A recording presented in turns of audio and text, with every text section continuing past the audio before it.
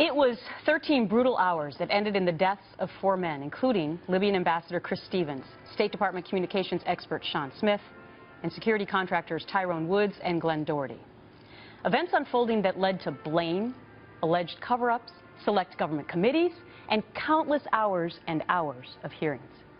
Well, now a brand new movie is out next week based on the September 11th, 2012 Benghazi attacks, and it's called 13 Hours, The Secret Soldiers of Benghazi. You have a U.S. ambassador at risk. You got to send us. You're not the first responders. You will wait.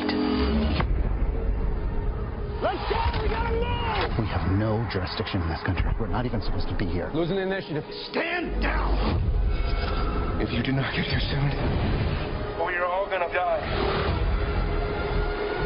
None of you have to go. We are the only help they have.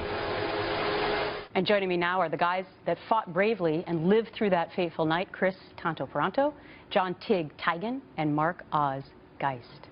Great to have you, the three of you here on The Real Story. You know, I was shocked to see the trailer of this movie in the theaters a couple of months ago, because I thought, wow, number one, Hollywood would actually make this movie. Is this movie the real story? Yeah, it is. It's a real story of what happened on the ground. The only people that know what took place on the ground that night is us. And it wasn't being told, and that's because it was being politicized, and the focus needed to be turned from the politics of the story to actually the truth on the ground, which was a lot of courageous, great things that happened that night, a lot of brotherhood, a lot of faith, a lot of overcoming adversity that was not being told. Did they have adequate security there? No. They had 8 acres is how big their compound was, and there was 5 diplomatic security personnel to guard 8 acres, and then they had 4 February 17th Martyr Brigade local Libyan militia who were contracted as their backup. And so they didn't have guys like you? No. All right. We can't appreciate the work that you guys do because we have no way to understand the experiences that you had minute by minute on that horrible night.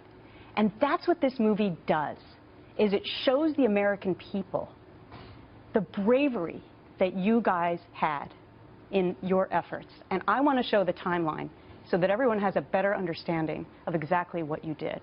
So here's just a fraction of those 13 hours. 9:40 p.m. local time, unidentified gunmen launch an assault on the U.S. diplomatic compound. That's, of course, where the ambassador was. Less than a half hour later, 6 CIA team members, 3 of the guys here, head from the annex to the consulate. Now, Tig, you wanted to go. It's in your blood, all 3 of you, to go, right? And what were you told?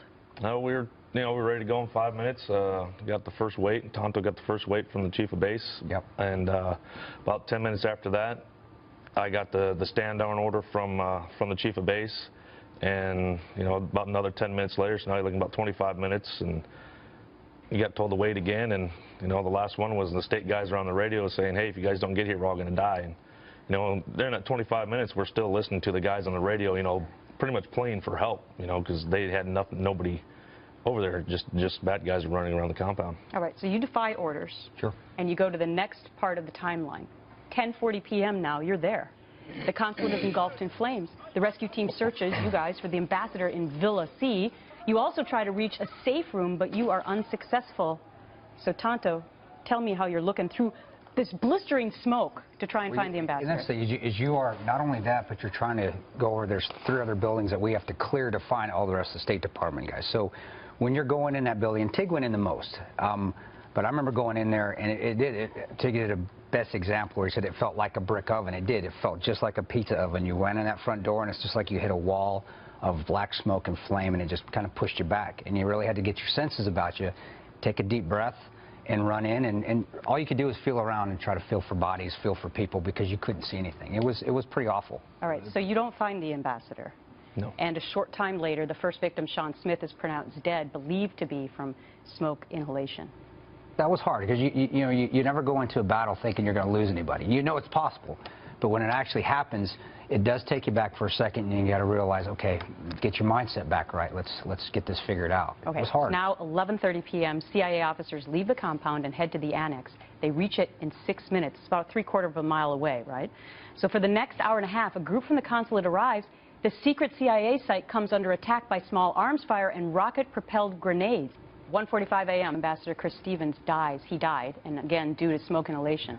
5:15 a.m., several mortar fires hit the CIA roof again, killing security contractors Tyrone Woods and Glenn Doherty. Other Americans seriously injured in the 11-minute assault. Oz, you were one of them. Yes, I was. Your arm was basically hanging off. Yeah, about from here off, kind of hanging 90-degree angle. I got hit in the neck, chest 3 times, up and down my legs and arms, probably 20, 30 holes. For you guys, was the greatest confusion not knowing who were your friendlies? That's what terrorists are good at. They're good at blending in. That's a good tactic that they use. And it is. It's confusing.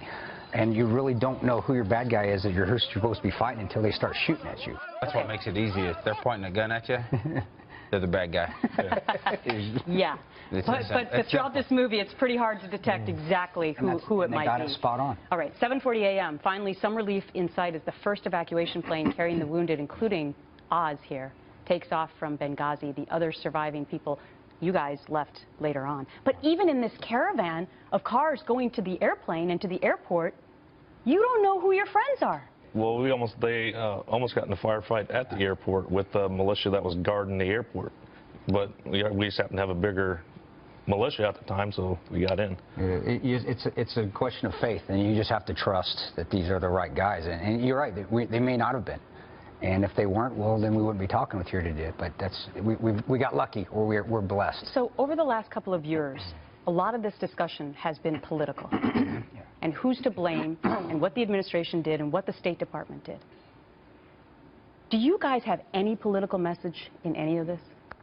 No, I mean, you can't have politics involved in the saving of lives. Because and there's no politics in doing what's right. Because that's what happened that night is the decision was made. We had to make the hard decision of going over there. And because we went over there, rescued the rest of the people at the State Department compound, got back, and still, after the 3 attacks, saved more than 2 dozen lives at our place. I mean, had we not made the decisions that we did, there wouldn't have been 4 dead. There would have been closer to 30 dead. Did any of you get in trouble for going against orders? Because we saved lives, we did not. Now, were we told to sign multiple non-disclosures? Yes, that did happen. But I really think because lives were saved, and we were willing to sacrifice ourselves for others. I think that's a big reason why we weren't. Now, granted, though, we all aren't working anymore. Because we were told the truth, and we want the truth out there, we had to resign.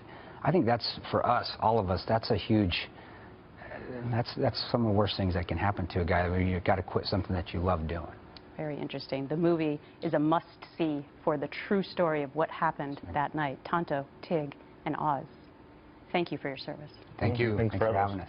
Thanks for telling our story. Amazing guys. And for more information on those brave men or to donate to a foundation close to their hearts that honors those injured or killed while being contracted to serve their country, please visit the website shadowwarriorsproject.org.